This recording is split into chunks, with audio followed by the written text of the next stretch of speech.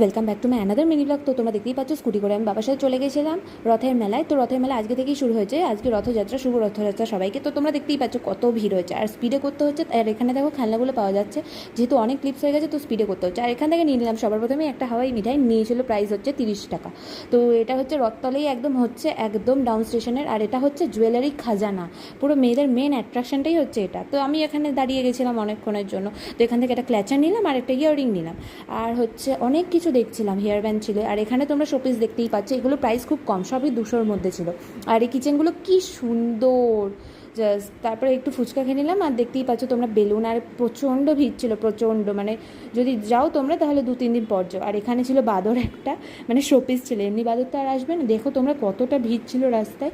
তো এই দেখো, তারপর বাড়ি আসার সময় নিয়ে নিলাম বাড়ির জন্য আম আর একটা টোস্ট বিস্কিট। আর যে ইয়াররিংটা নিয়েছিলাম সেটা হচ্ছে এটা হচ্ছে মাল্টি কালারের ইয়াররিং ছিল, তাই এটা নিলাম। So that's